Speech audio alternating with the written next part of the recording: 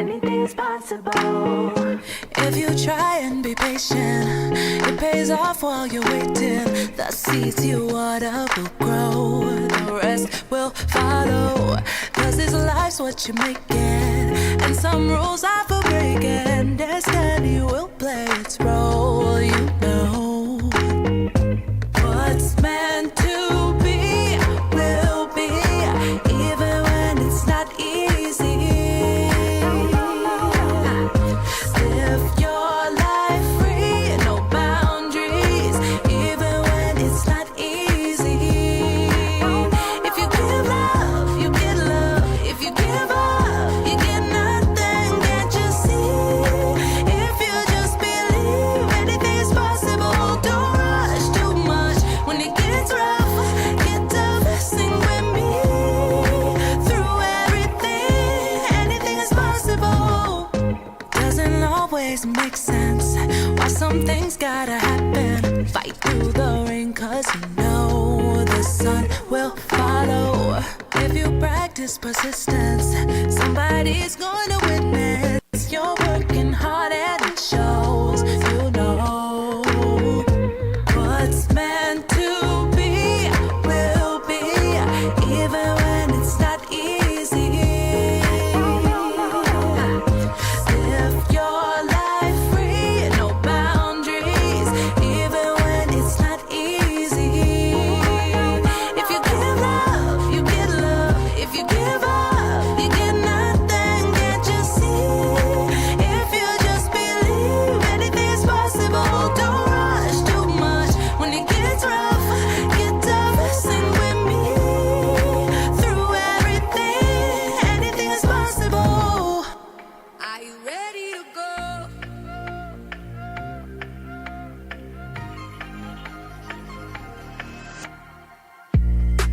I've waited for a long time.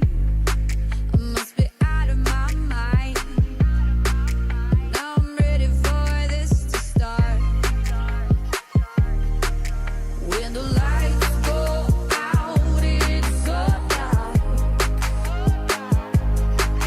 When the moment comes, you'll find the part.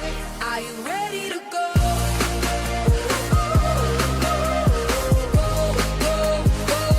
Are you ready to go?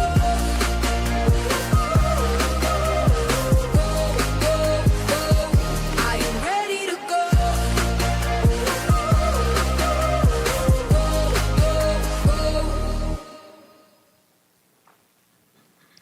Hello, everyone, and welcome to our October Cub Scout Roundtable. I am Vinny Close, Assistant Council Commissioner for Roundtable Program and Support, and we are so happy that you've joined us tonight. We've got a lot to cover, and so let's get started like we always do, with the Pledge of Allegiance, the Scout Oath, and the Scout Law.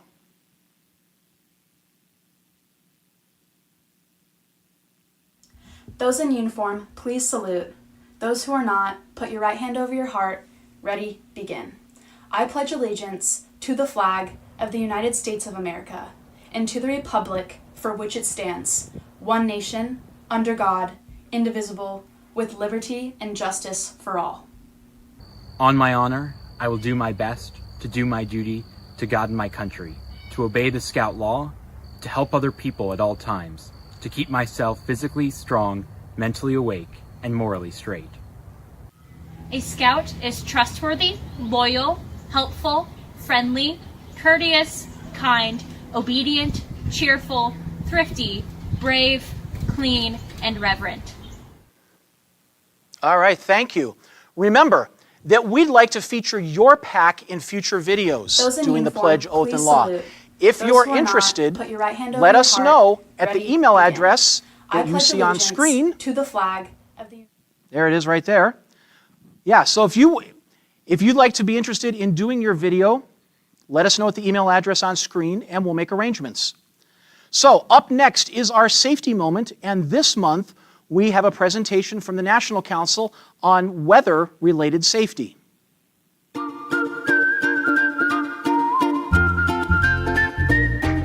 Robert Baden-Powell once said the definition of the Scout motto, "Be prepared," is to think out and practice how to act on any accident or emergency so that he is never taken by surprise. We need to be aware of our surroundings and their changing conditions, including what is happening with the weather.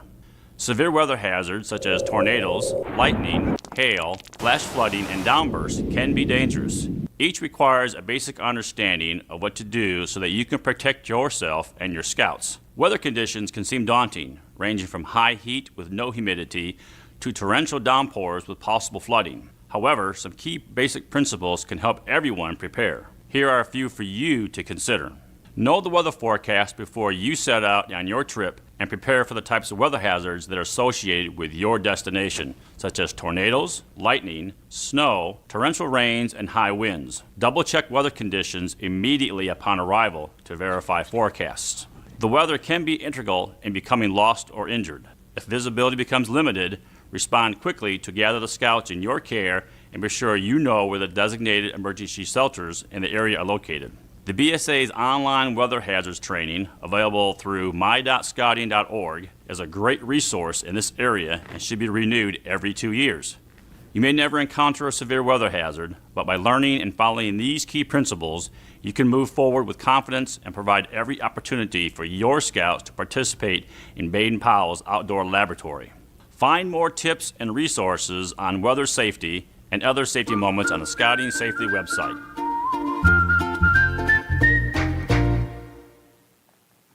All right, well, I want to welcome Patrick Scherer, our Scout Executive here in Gray Trail Council. Thank you for your hospitality tonight, letting us invade your rumpus room here.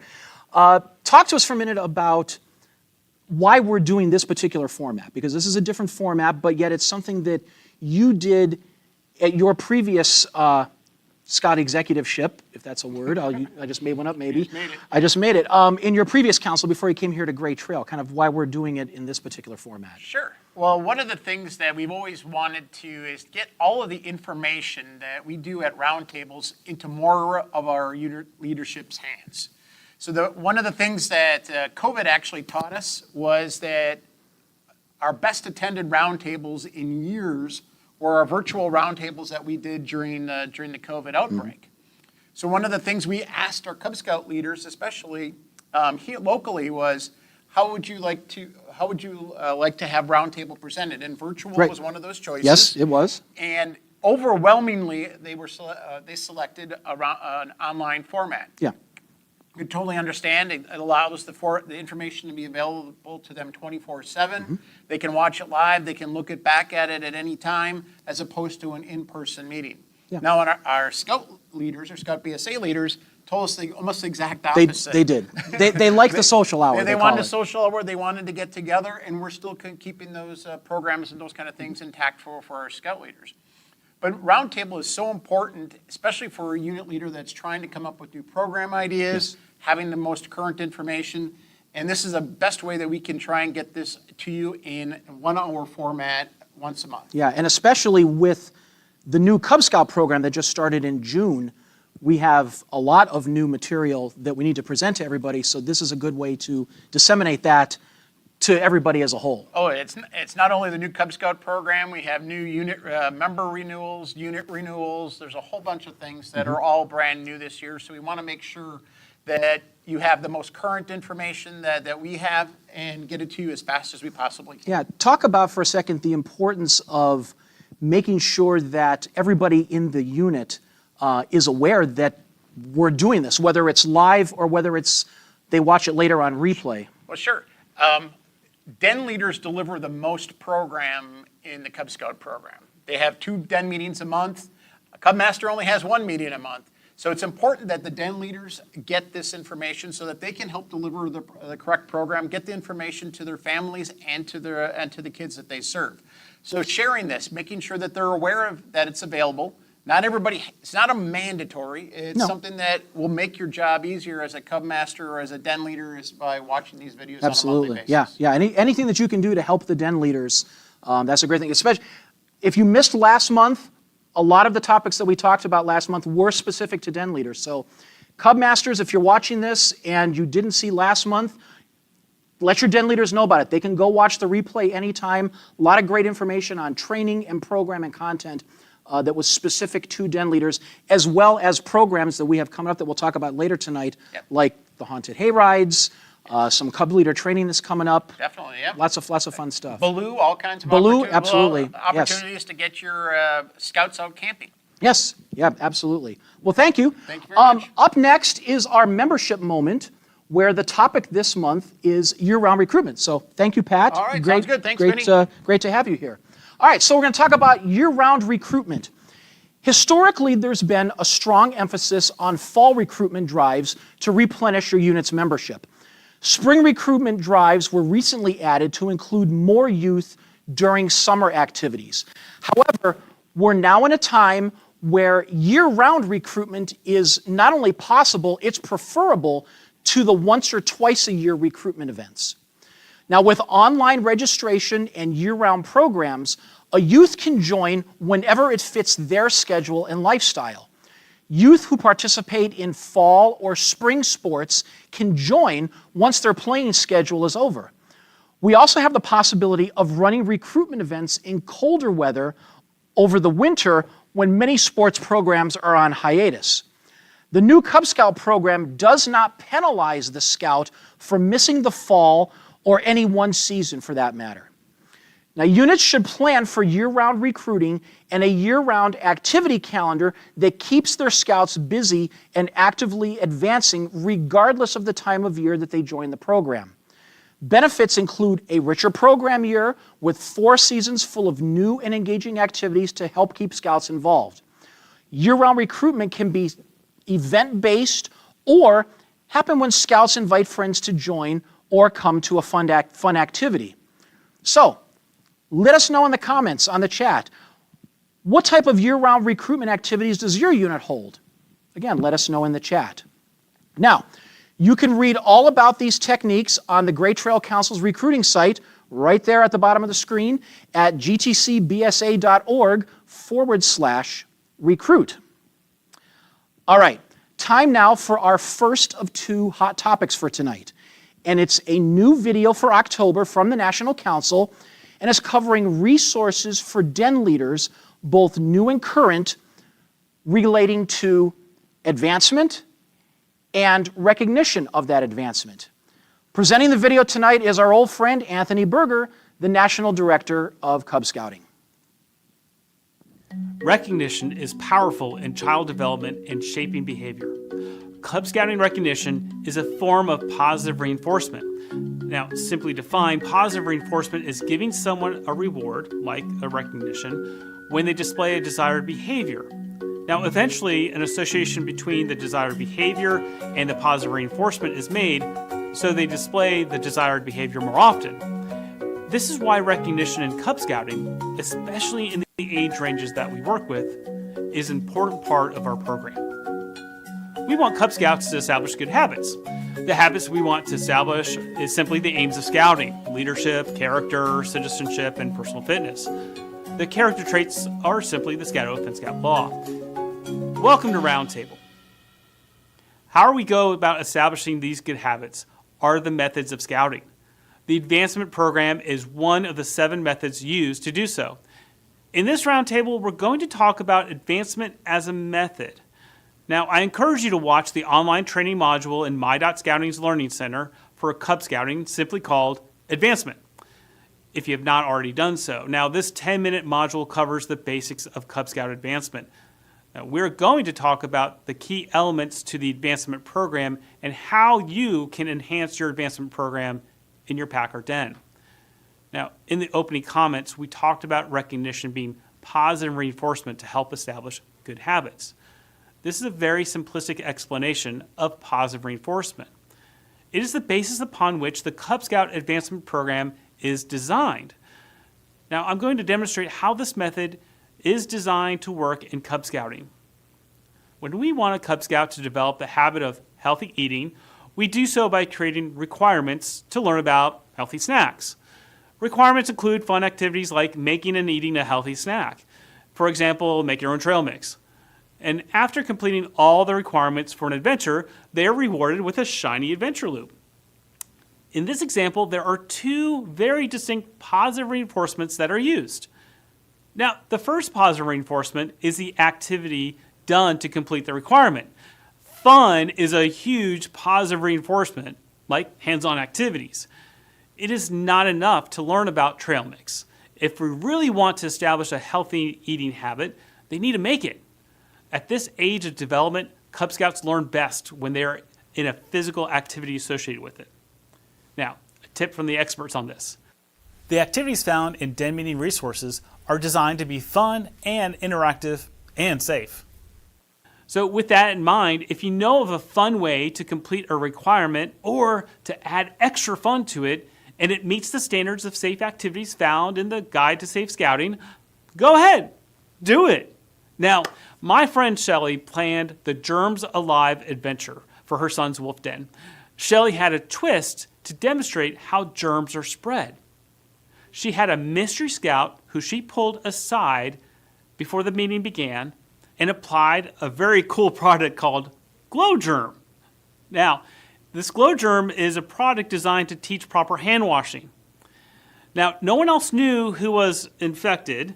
Everyone wore masks and gloves during the meeting, but towards the end of the meeting, she shared with the den the lessons on how germs are spread. And then she took out a black light to demonstrate how just one person can spread germs. Now, all the other scouts could actually see where the germs landed. This was a super creative way to enhance the fun of this activity. It was simple and safe. Now, I'm positive that the Cub Scouts that night will remember this lesson behind the activity and how quickly germs can spread and the importance of hand washing. Fun activities are one part of positive reinforcement used in Cub Scouting. The second part of positive reinforcement with advancement is when an adventure is completed. Each Cub Scout is presented with an adventure loop or pin. Now, this brings up an extremely important factor in positive reinforcement, and that is time. The shorter the time between the behavior and the reward, in this case, the adventure loop or pin, the higher the likelihood of success. The longer the time between the behavior and the reward, the less likelihood of success. To the point that when enough time passes, there's absolutely no connection between the behavior and the reward. This is why you want to reward Cub Scouts instantly when they complete an adventure with their adventure loop or pin. Now, preferably at the conclusion of the den meeting or when the activity occurred. This is the method that makes the most out of positive reinforcement and is the preferred method. Now, yes, I know some packs save their presentations of the adventure loops and pins for pack meetings. The problem is that the time between when the adventure was completed and the presentation of the advancement at the pack meeting is way too long to be effective. Young Cub Scouts need instant recognition to see the connection between the behavior and the reward. Their concept of time is about the here and now. The best method is for den leaders to have the adventure loops or pins purchased before the adventure is completed.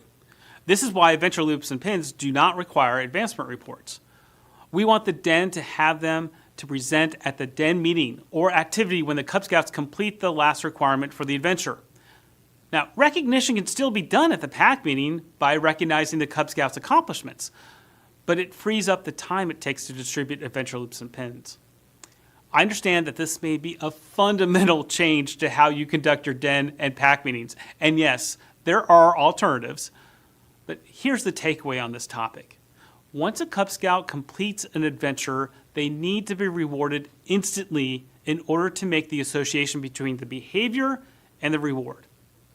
Completing an adventure at a den meeting, then getting the adventure loop at the same time as the meeting is the most effective way to utilize the advancement program. For many children who are Cub Scout age, they are unable to make the connection between their behavior and the reward when the reward is given days or weeks later. Now, this is actually called delayed reinforcement. And delayed reinforcement is more successful with older youth and adults and is an important trait. For example, becoming an Eagle Scout is one way we use delayed reinforcement in Scouts BSA advancement. In Cub Scouting, knowing the reason why we do things will help you understand how each part of the program works with the other to provide a holistic approach to working with children. Okay, that's enough of the Psychology 101 class. For some occasions, like rank advancement, a pack might hold an award ceremony. We know that some leaders love creating their own unique award ceremony. Often, this ceremony is to complement a theme that they have in mind. Now, other leaders may not be as creative at developing a script. We have tips that will help you either if you're writing your own or using an existing script. Award ceremonies are separate from instant recognition of adventures. They work in concert with instant recognition. Here are the elements that make for a great award ceremony. Keep it short.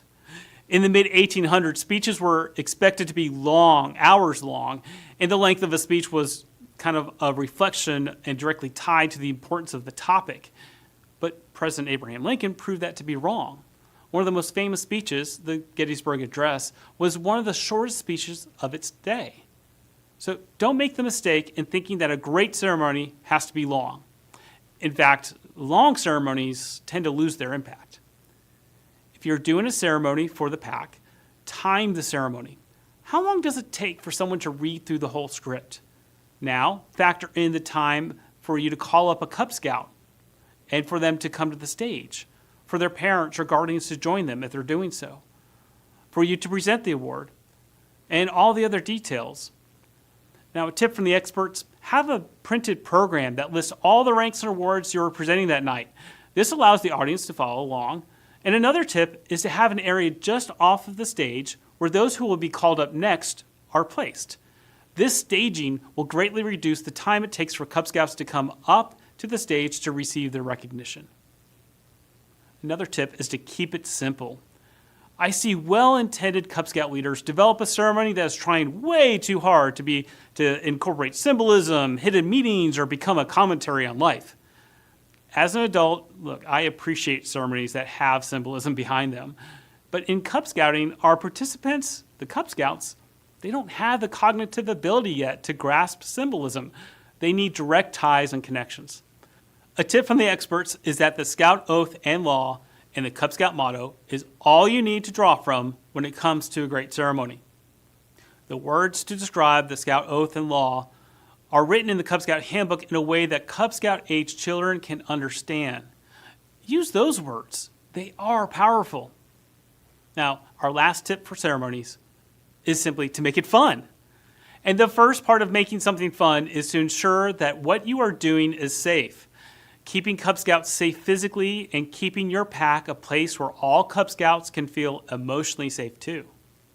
Regardless if you are trying to develop your own ceremony or using one someone else developed, read through it. Make sure it does not violate anything found in the Guide to Safe Scouting. You may come across something that is not specifically stated in the Guide to Safe Scouting as a prohibited activity, but look, common sense is always expected of all of our leaders. Scouting activities, including ceremonies, are to uphold scouting values and be age appropriate. If it looks questionable to you or makes you feel uncomfortable, take it out. Just don't do it. Great ceremonies uplift each member and puts the Scout Oath and Scout Law at the center. If you are ever part of an experience or ceremony that poses a physical threat to anyone, or you have a responsibility to stop it immediately. The same is true if a ceremony has elements of emotional harm, such as passing judgment on a Cub Scout's worthiness, being culturally insensitive, or withholding an award or advancement. All of these things are in conflict with the Scout Oath and Scout Law. When Cub Scouts, parents, and leaders know it is safe, they can relax and enjoy the ceremony. Making it safe is the first step to making it fun. There are so many ways to make ceremonies fun, we could spend a lot more time on it, and in fact, that is exactly what we're going to do now. Because now is the time for you to share. Take the remainder of the time to consider the following. What does your pack or den do to provide instant recognition? When would a ceremony be appropriate in a den or a pack? What does your den or pack do to make ceremonies fun? What does your pack do special for Cub Scouts when they earn their rank? How does your pack involve parents or legal guardians when recognizing Cub Scouts? And I have a request. I really would like for you to personally reflect on this question. Are the ceremonies your pack or den do follow these guidelines we discussed tonight? All right. Look forward to those discussions, and I look forward to seeing you next time. All right, thank you, Anthony. Well, I've assembled a group of a cast here to assist me here. I want to introduce our panel that we have here for Roundtable. So to my left is TJ Withers. He is the new member coordinator for Pack 3001 in West Akron. Welcome, TJ. Thank you. Next to him is Jericho Johnson, who wears many hats in council, but tonight we're going to go with that he is a member of our council training committee. So, Jericho, welcome. Thank you. Next to him is Reverend David Weyrick, who probably wears more hats in the council than any of us combined. But he is here tonight in the role as Vice President of Relationships for the council. We'll talk a little bit more about that as we go on tonight. Welcome, David. And next to him, someone that David knows quite well, is Josh Weyrick. And he is the Assistant Cubmaster and Lion Den Leader for Pack 3048 in Ellett. Welcome, Josh. Thank you. So, before we get started with our topic, Sherry Buck, our council commissioner, has a couple of questions that came in over the chat that she wanted to get answered. So, Sherry, what do you got for us? Thank you, Vinny. I have one question. For year-round recruitments, how do you suggest we have den leaders get all scouts their requirements to advance to the next den? All right, that's a good question. Yeah, so even year-round recruitment is kind of a new thing, but we've had spring recruitment for a while. So what are some of the things that you guys, as working with packs, what have you done when you get somebody that doesn't join in September or October, that joins later in the year, to get them up to speed? Whoever wants to start. Jericho, you want to? So when I was a Cub leader, if we had someone join in the spring, we didn't really focus on getting them that particular rank that year, say bear rank or wolf or whatever it was that the grade level they might be, but we kept them involved in those activities, our pack meetings, and then of course, a very important piece was getting them to go to our summertime pack activities. Right, that's very important. And also they can work on their Bobcat because you're going to need that for every rank, and they can start learning the Scout Oath and the Scout Law and all of the joining requirements, even if they're not necessarily earning that rank, because that's hard to do in 2 months if they join, say, in March. But like Jericho said, come June 1st, you can start working on your next rank regardless of when you actually joined. Anybody else? Josh, you have any ideas? You're a den leader, so that might be helpful. As a den leader, if they don't join in September, which is typical the joining time, it's more about getting them involved in what you're currently working on, and also too, you can work with the parents or adult that they have with them and say, here's the things that we worked on and how, if you want to try to get some things done. But it's ultimately just getting them involved and doing what you're doing and understanding that you don't have to earn a specific rank for whatever grade you're in to move on to the next one. You just automatically move up, right, even if you haven't earned it. Yeah, that is important, because when I was a den leader and a Cub Master, we would sometimes get that, they would ask, well, I didn't join until my child was a bear. Can they go back and earn the wolf rank? No, that's not how it works. You always work forward. So yeah, that's a good point. Anybody else have anything you want to chime in? Go ahead, TJ. I'll add on. We've pretty much just rolled the kids in and let them have fun and learn as they go and kind of get incorporated in the pack. And then they're more likely to continue with us the next year around for the next rank. Yeah, because at the end of the day, it's all about making sure they're having fun, because that's a big part of the program. All right, Sherry, any other chat questions that you have? Not at this time. All right. Okay, so we wanted to talk about the video that just played on advancement, which was the video from Anthony Berger. One of the things that he talked about in there was how you ought to, as a pack and a den, think about doing the presentation of your advancement immediate. Present the belt loops and the pins as soon as they're earned, instead of waiting until your next pack meeting, or in some cases, we've even heard, some packs hold off on all of their awards until the blue and gold in February, which is probably not a good idea if that's something that you guys do. But talk to us about, how do you in your dens and packs recognize your scouts when they've earned a belt loop or a pin? Josh, you want to start? Well, we've always traditionally been a pack that we take it 1 month at a time, and what we do is all the dens work on their awards and their adventures and what they're doing, and then we, at the end of each month, we have our traditional pack meeting where we typically pass out the awards and recognitions to each of the dens, and we try to keep it short and not go too long with that. And so if anyone wants to start doing the immediate recognition, that's something good to think about too.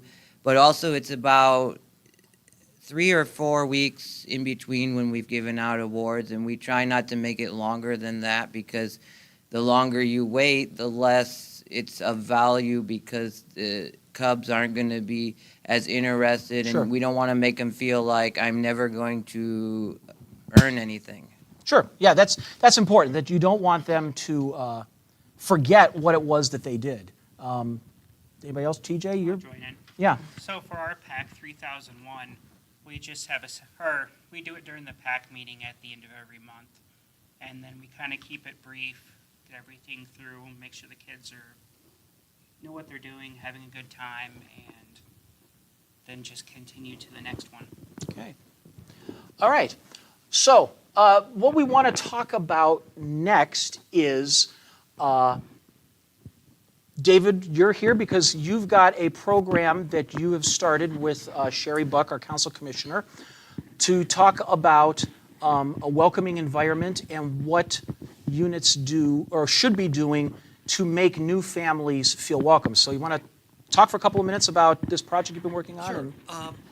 So this came about, actually, for me, about 2 years ago, the situation that happened, and then I was sharing with Sherry about that at our recent board retreat, and back in January. And what happened to me about 2 years ago was I was checking out at my local Acme, and I usually go to the same checkout person, cashier, or if I can, I've gotten to know a few of them. And, and one of them was there and knew I was involved in scouting. And so I said, hey, how you doing? She goes, oh, I'm so excited because tonight we're going to Cub Scouts. And she knew you were in scouting. Right, so, she knew I was involved in scouts. She goes, my daughter and I are going to our first Cub Scout meeting. Yeah, I said, she's going to have a great time. Oh, she's going to have a great time. You're going to love it. You're going to love it. Great. So I had probably 6 weeks, 2 months later, maybe, I was there again. There she was, and I got in the line, and I said, how's Cub Scouts going? And she said, oh, we didn't go back. I went that first night and sat there the whole night, and nobody talked to me. Nobody said a word to me. My daughter thought it was okay, but nobody said a word to me, so we left. But it's okay. It's good because we joined Girl Scouts. And they welcomed us with open arms, and I'm actually going to be helping with cookies already. Wow. So I'm going... I was really upset about that. Well, sure. So Sherry and I were talking then in January about, things with packs and everything. And I said, before we talk about all these other things, advancement and program and everything like that, the first thing we have to do is have a welcoming environment. We have to show hospitality to anybody who comes in the door. Day one, job one. As soon as they come to visit, nobody should say, whoa, gee, nobody talked to me. Everyone should be welcome. So thus we created then the WIRE concept, which we just released a very quick 5-minute video that explains about WIRE and what that means to be able to help packs and troops too, for that matter, to be able to start doing some things, to thinking about creating a hospitable environment. Yeah. Okay. Well, we're actually going to watch that video right now. So we'll watch that, and then on the other side, we'll come back and we'll have a little bit of a chat about it.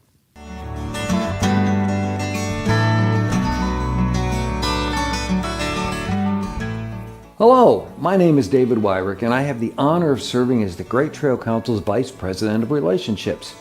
Hey, let's talk about something that we often overlook but can make or break scouting units, and that's first impressions.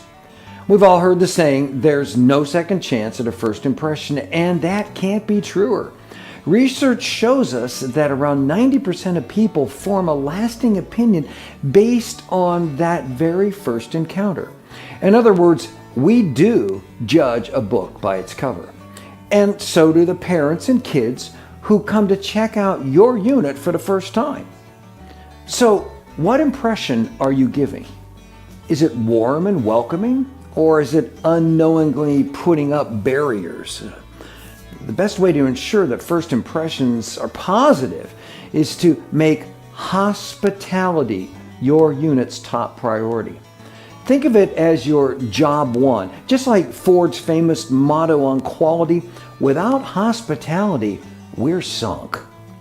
Now, why is hospitality so crucial? Sadly, it's a lost art, something many of us have neglected or even distorted over time. But here's the thing, hospitality is key to creating good first impressions and building lasting relationships. When we practice genuine hospitality, we create a place where parents and kids feel welcome, trusted, and safe. And isn't that what scouting's all about? A place where everyone feels welcome. And remember, scouting invites every youth to a safe, fun place to learn, explore, and grow. So let's break hospitality down with the WIRED approach. W-I-R-E-D. W, welcome visitors. I, invite them to return next week. R, build relationships. E, encourage them to help with something small. D, demonstrate servanthood. Start with W. W, welcome visitors. First things first, make sure your meeting space is easy to find. How often do units meet in hard-to-locate church basements? Get some signs up. Next, make sure the room is clean and well lit. Nobody wants to hang out in a dingy, yucky space. And most importantly, have someone there to greet everyone with a smile at the door. A friendly face goes a long way. Don't forget to give each visitor a printed brochure with great photos, upcoming events, and leaders' bios, including that they've taken YPT. Skip the QR codes, okay? People are more likely to read something that's physically put in their hands. I, invite them to return next week. It's a simple saying. We hope you and your child had a great time. We'd love to see you again next week. Please come back. That personal invitation can make all the difference on whether they come back or not. R, build relationships. Relationships don't just happen overnight. They start with being known, then being liked, then finally being trusted. Parents want to feel that they can trust the leaders in the unit. But trust is built step by step. Be intentional about first getting to get known, then showing kindness, being liked, and then earning trust. E, encourage. Encourage helping with something small. Involve new parents in small ways. Maybe they could bring some snacks or help set up or join in on a hike. Remember, little pixels make big pictures. Those small actions are the building blocks of involvement. And as the saying goes, tell me and I forget, teach me and I remember, involve me and I learn. D, demonstrate servanthood. Lead by example. Our habits shape our attitudes, which in turn influence others. Be the kind of leader who walks the talk. When you show servanthood, others will be inspired to follow your lead and get involved. So, by being wired, you're setting the stage for lasting connections with both parents and potential scouts. It doesn't take a lot of time or money, just some effort. And remember, you get out of it what you put into it. So start now and watch your unit grow into a welcoming, thriving, hospitable community. All right. Well, we have a familiar person that was just on that video. David, anything you want to add into that video? Yeah, thank you for watching. And yeah, if anything, for any pack, any unit, anything, if anything, at least have a welcoming environment and invite people to come back. Especially the welcoming environment is huge. There is no second chance at a first impression. That's proven. There's study after study. I just let another one out of psychology today that up to 86 to 92% of any encounter you have with anyone or a restaurant or anything like that, you're going to walk away with a first impression and it's going to stay with you. So there's no second chance at a first impression. Also, too, no matter what, when you're dealing with people to people, people will automatically look at you and judge you on three things. They'll judge you on your gender, your race, and your age. And of all those three things, the biggest thing that's going to surface more than those is your age, believe it or not. And unfortunately, the farther the distance in age between people, the harder it is to create relationships. Now, you can't control your gender, your race, or your age, but you can control your facial expression, you can control what you say, you can control your intonation of how you say it, you can control your body language, you can control how welcoming you are. Those things have to surface. So it doesn't matter who's going to do the welcoming, but somebody's got to be there to be able to welcome people and show an excitement and enthusiasm every week about scouting. And then, if anything, invite new people to come back. I mean, anytime you go somewhere where you know you've had a great experience, people will say, boy, I hope you come back. Come back. And if somebody's coming to your house and you have a great time, please come back. Let's get together again. That personal invitation is huge. The welcoming environment and the please, y'all come back now are two vital things. Okay, let's talk to our other Cub leaders. What are some things that you do in your packs to make it a welcoming? We have a new unit member coordinator here, so this is right up your alley. What are you doing to make it a welcoming environment for your pack? So we've been trying to greet everybody and keep just a friendly environment, make sure everybody's getting all the information they need, and then we've tried to, I'm sorry. No, you're fine. Make sure it's a very welcome environment, speak to everybody, make sure nobody's just sitting on their own and kind of out of the way, and get the kids involved with the other kids. And then before everybody leaves, we try to, say thank you for coming. Please come back the next time around, or next Tuesday in our case. And then just make sure they have all the information that they need. Now, you just had an open house, I think you said 2 weeks ago. Yep. And you had quite a few signups. So how's that been working? You have two weeks in. Everybody's gotten familiar with meeting their dens and their den leaders and getting acclimated to that? Yeah, for the most part. We've got a bunch of new lion cubs, so they're all completely fresh, learning the ropes. And then we've had a couple dens that have doubled in size. Okay. And the kids have been enjoying themselves. Okay. I mean, that's the biggest thing. The kids are enjoying themselves. Absolutely, yeah. And then we're trying to keep constant activity, so a couple of our dens are going hiking next week. We went to the fire station last week. Another den going to a gym this week. So we're just trying to keep the kids fairly well engaged and then learning while having fun. Yeah, and if they're excited, they want to come back next week, then you've done your job. So Josh, you're a lion den leader.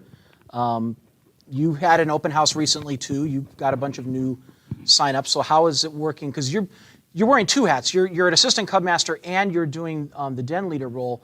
So what is your pack doing for the welcoming environment that your dad was talking about? Well, we just had our open house night. We meet at a Methodist church in Akron, and that was back the second Monday in September. So we got a lot of new scouts. Our tigers this year are about 10. So that's the biggest we've had in a long time. And so one of the things we do to be welcoming is we always try to, at the main entrance to the church where we meet, we always try to have somebody there to welcome people, and especially if there's new families that come in, and we'll ask them, introduce ourselves, ask them what grade they're in, and then we make sure that they get to whatever room the dens are meeting in for their grade, and then we always tell the den leader, this is a new scout and everything, and they get them involved in it and everything, and we want to make sure that the scout is having a great time and everything, and that they're having just as much fun as all the scouts that have been there. And one of the things we like to do with new families is we've created a flyer. It's a little book that's like a couple pages that basically we can give them that goes through all of the things in Cub Scouting and all of the terms like what's a pack meeting, what's a den meeting, and that kind of thing, because so many times we use things like we're going to say the scout oath, but a new scout or a new family will probably have no idea what that is. So we try to help them with understanding just the basics of the program. That's a great point, because we've seen now, you probably know the statistics as well as anybody, how we now have a generation of families that are coming into scouting where the parent probably wasn't in the program. It wasn't like when we came through scouting where our parents were initially in the program, so they had that reference. Now we have families coming in that they know nothing about us. So Sure. that's a great point there. And that's why it's important, and he'd mentioned about their booklet, whatever. Yeah. I think that's a huge thing to have something, in writing, something in their hands, because that booklet gets put somewhere, or that brochure gets put somewhere. It gets picked up. It gets looked at again. It sits down. It gets whatever. Yeah. They say that the reason that they continue to print Scout Life magazine is because when Scout Life is in the home, it gets looked at least 8 times. Sure. Same with the brochure. And I think it's important that PACs, especially with new parents, have something that first night to give. And as I mentioned in the video, it's vital that there's information about the leader, okay? Yes. There's information about there.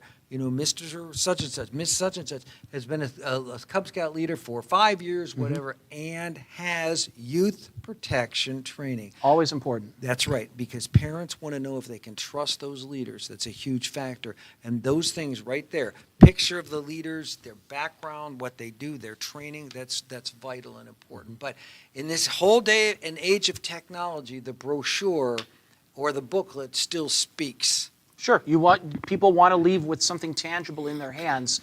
It's hard to walk out with a QR code. Yep, exactly. Yeah. So we talked about. Did you want something to add, Jericho? Yeah. Go ahead. So I would like to talk a little bit about some of the topics in Dave's video. Yeah. When I first saw that wired training video, I thought it was fantastic. I did consult with a couple other Cub Scout pack leaders that I know who are also very successful with their packs.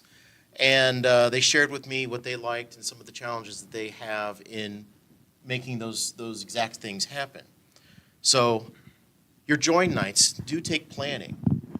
One recommendation we have is try to have enough leaders so that you can have your activity with the youth being run by a couple of leaders, and then your committee chair or Cubmaster can take the new families into a separate space where there's not as much chaos and talk to them. Tell them about your pack, hand out your schedule or brochure if you have something, talk about the cost, talk about the activities and things you do.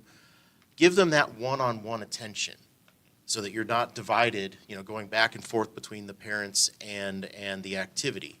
That one-on-one attention is key because that's how you're going to begin to build that relationship. Give them an opportunity to ask questions. That also begins that hospitality piece that Dave talked about in the video. I know on a week-to-week basis when you're running, say, den leaders are running their meeting, it's very difficult to also have some time with the parents. So some ideas there are to maybe before or after the meeting have an opportunity, try to make an opportunity to talk to the parents. That's a great opportunity to maybe invite them to help out a little bit, which is another one of his ideas. Ask someone to bring the snack. Ask someone to bring some materials that you're going to use at the next den meeting, things like that. And that also gives you that opportunity to do that personal invite. But planning, it does take planning, but trying to deliberately make time to have some one-on-one with the parents will help you build those relationships and and make them feel welcome. Yeah, those are all excellent points. Anything you wanted to add to that as far as some of the suggestions you talked about? Oh, those are excellent Yeah, those are suggestions. very good. Anything, the things that are going to work, and everybody's going to approach it a little bit differently. But the most important thing is creating that environment of welcoming, that hospitable environment that says, I want to come back. So David talked in the video about, some units meet in the dark basement of their church. Do any of you do that sort of thing? So none of you are deep down in the bowels of the church that you have to worry about that? No, I have visited with you. You have definitely visited. Yes. I went to one last year. The door's locked, and where I went to was locked. I didn't know where to go in. I saw there were other cars. I went in. I had no clue where to go. Yeah. I had asked somebody, where do the scouts meet? They're downstairs somewhere. So in addition to signage, if you're able to put something up at maybe the entrance to your building, another suggestion I got from someone was there were multiple groups meeting on the same night at their church where their pack meets. So they put a Cub Scout in uniform at the door, at the outside door. That's a great thing to do. Because as you're pulling into the parking lot, if you see you might not see or be able to read the sign, but if you see a Cub Scout in uniform, you're going to know that's where you're trying to go. You know exactly that's where to go. Right. Yeah, and also, as a note to our units that are watching this right now, if you do need signage, we have signage available here in the council office that you can utilize for those sorts of things. So talk to your unit commissioner, talk to your district commissioner. They can make arrangements, and we have lots of that sort of stuff available to you for free right here from the council. So anything else? Anybody want to add on that topic? We had a lot of good discussion there. So thank you for doing that. I think this is going to be a great resource for our units going forward in making that welcoming environment that I think you said in the video too, David. It's a lost art, and you need to build up that, because that's the only way we're going to retain youth is building that relationship. They're not going to stick around because of 100 years of history. They're going to, and if you don't understand hospitality, just go to Disney and you'll get to understand. Absolutely. You'll get it. They are the masters of it. More than you can handle, but they got it. They figure it out. That's right. Okay. All right, moving on. We have some information on some upcoming training for our Cub Scout leaders. Who better to talk about this than somebody on the council training committee? So Jericho is going to talk to us about some of this training. And all right, go for it. We have some great events coming up.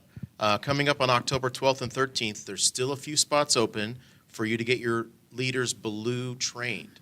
As most of our experienced Cub Masters and committee chairs know, you must have a Baloo trained individual on any of your overnight outings. It's going to be at Camp Manatoc, October 12th and 13th. Registration is available through that link on the screen.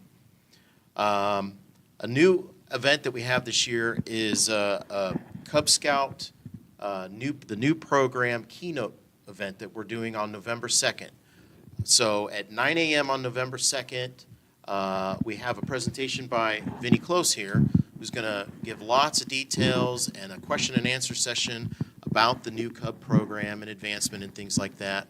And then immediately following, for those new leaders who need it, we're going to have the position-specific training for den leaders, Cub Masters, and committee members and committee chairs. So it's 9 o'clock for the keynote address and the question and answer session, and the leader training will start at 10:30. And because we're starting later for the Cub Leader Training, that event will include lunch for those that are attending the position training. If November 2nd doesn't work, we also have another one on November 9th that will just be the Cub position-specific training at St. Stephen's Church in Stowe as well.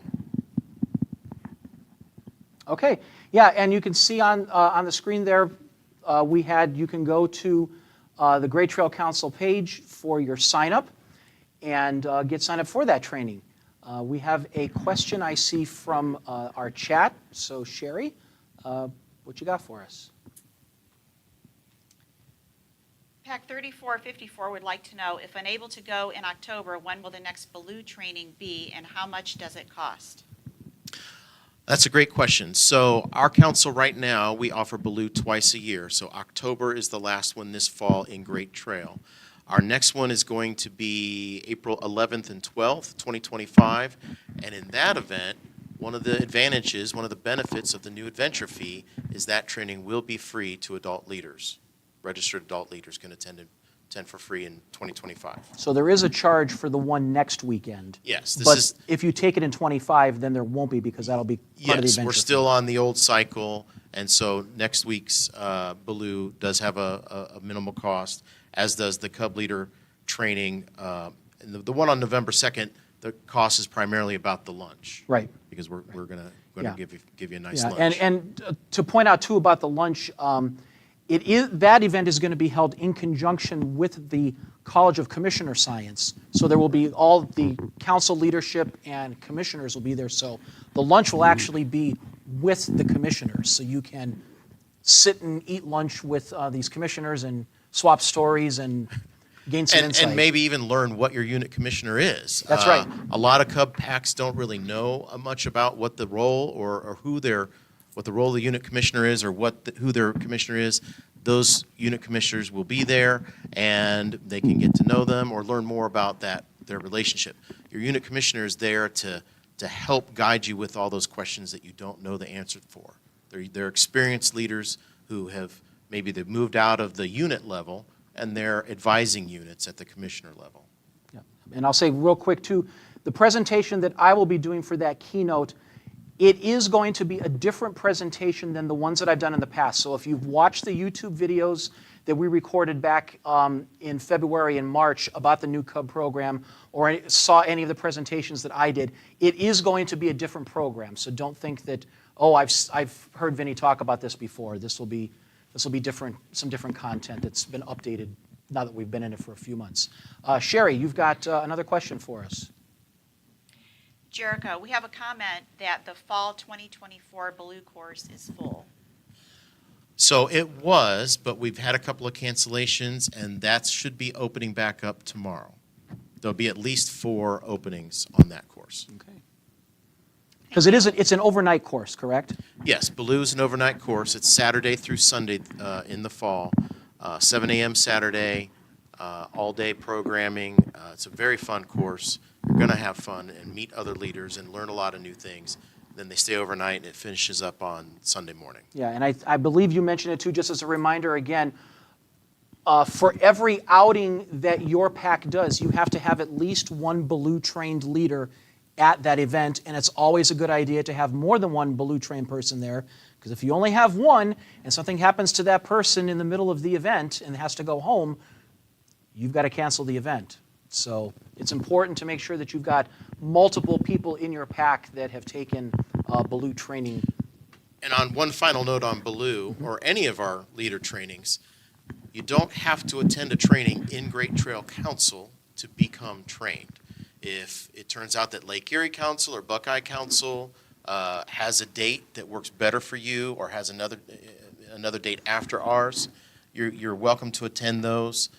You do get credit for that. They'll usually give you a trained certificate, which you can bring back and present, and then it can get entered into our system. Yep, it'll get entered into your My Scouting training record. And your My Scouting record. Speaking of My Scouting, wanted to remind our packs, make sure that you are going into My.Scouting into the organization manager, thank you, and make sure that you are going in and approving the membership renewals. It's especially important with the Cub packs because membership renewals may likely be taking place starting now, especially for anybody that joined Cub Scouts this time last year. So you got to make sure that you're going into there and approving those renewals. Okay. Next thing, we talked about this last month, but we wanted to make sure that all you Cub leaders were aware of the upcoming Cub Hayrides and Harvest event. Now this year the event will take place on 5 nights in October, not 5 nights at Freddy's. That's my dad joke for the night. Starting next weekend. You can see those dates right there on screen. Starting next weekend, October 11th and 12th. then again on the 18th and 19th and the 25th. The event is at Camp Butler from 7:30 to 9:30 each night. It takes place rain or moonshine, so dress appropriately. Even if it's raining, they will go out. New this year will be some harvest-themed crafts, games, and activities that will be taking place in addition to the hayrides. Tickets are $10 per person if you purchase online and in advance, and they will be $12 per person if you purchase at the gate. And kids age 3 and under are free. Now, anyone who is in line by 9 o'clock will get a hayride. So for more details and to purchase tickets, you can go to the website address you see there, scoutingevent.com/433 hayride. All right, finally, we wanted to let you know that even though we just started with the fall season, it is never too late to start thinking about summer. We've updated all of the Cub Scout pages, especially the Cub Scout Camping page, with information on summer programs for next year, including some save-the-date information on Cub Day Camp and Cub Overnight Camp. An important thing to note for next year about Cub Overnight Camp, which we used to call Cub Resident Camp, which is now we're calling it Overnight Camp, starting next year in 2025, if you will be wolf, bear, webelos, or arrow of light in the fall of 2025, you can attend overnight camp. It is no longer just for webelos and arrow of lights. So important to note that. And then anybody, of course, can attend day camp. So go check out that website and see everything that's out there.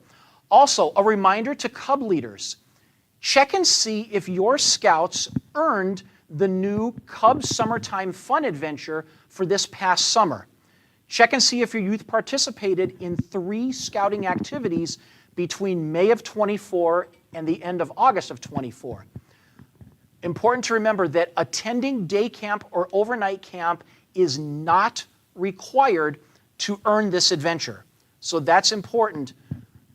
You might have done stuff, and go back and take a look and see what was done.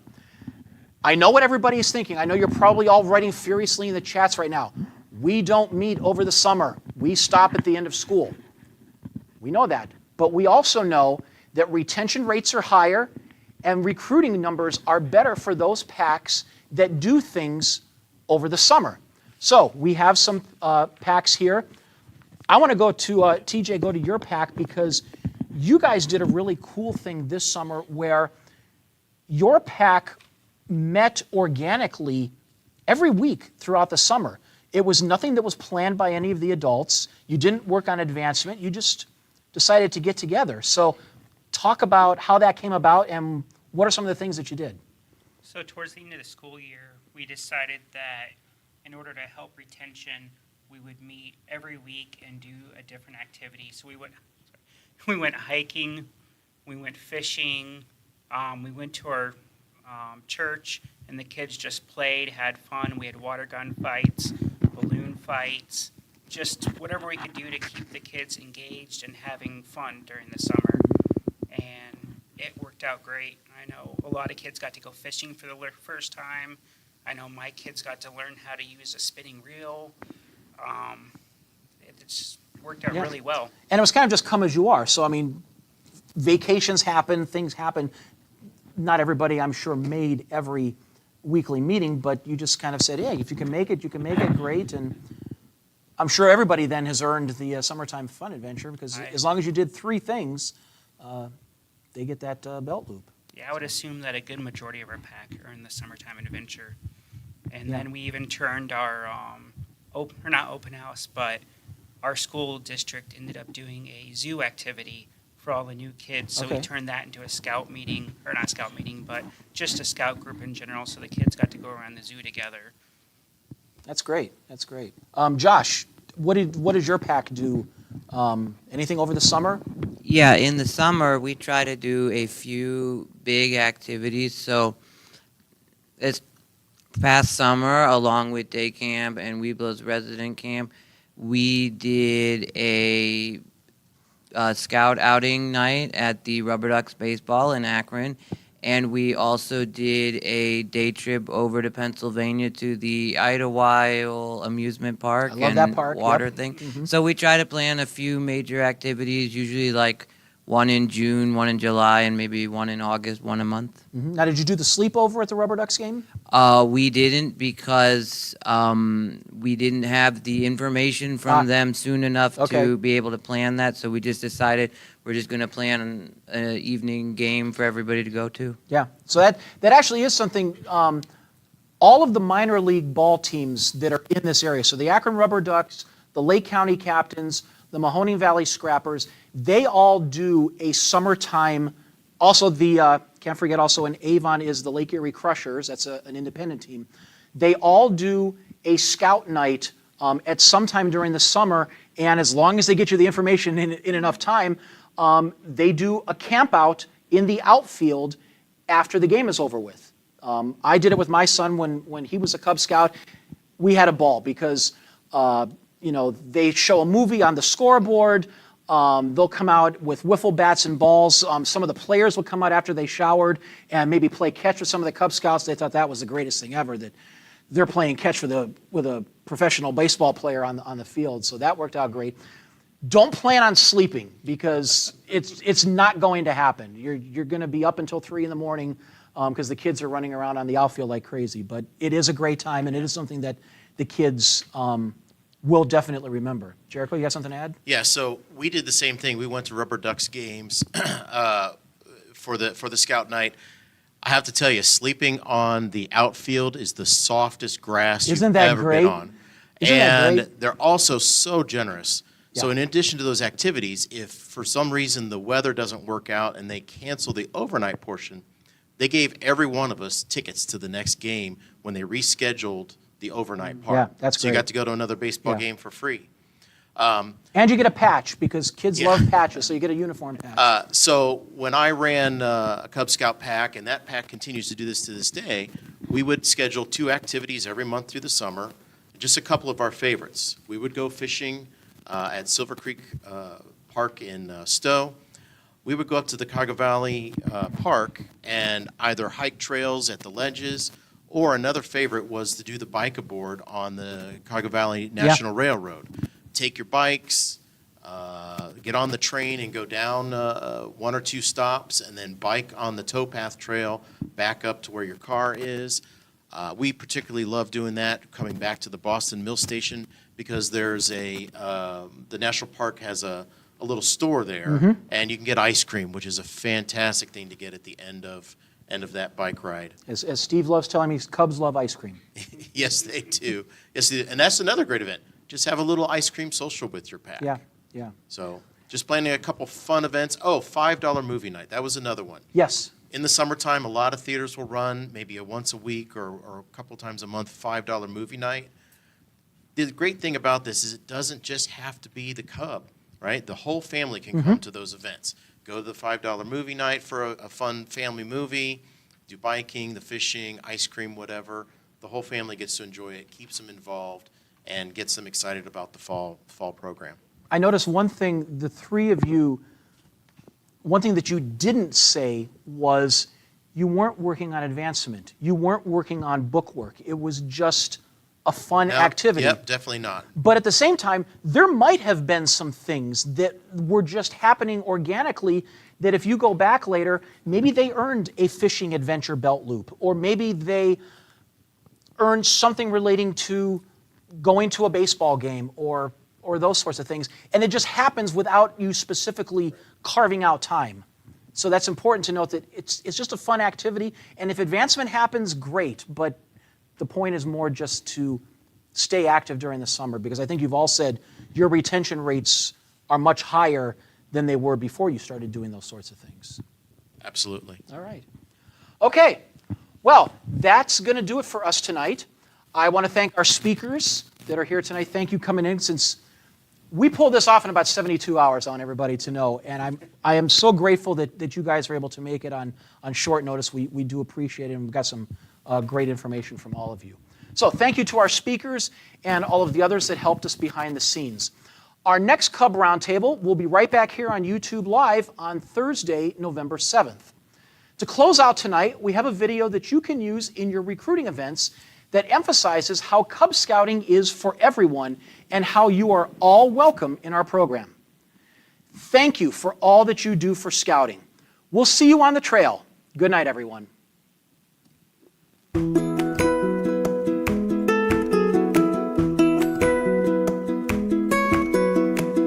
even if it's been a while, after all the many miles, you're always welcome here.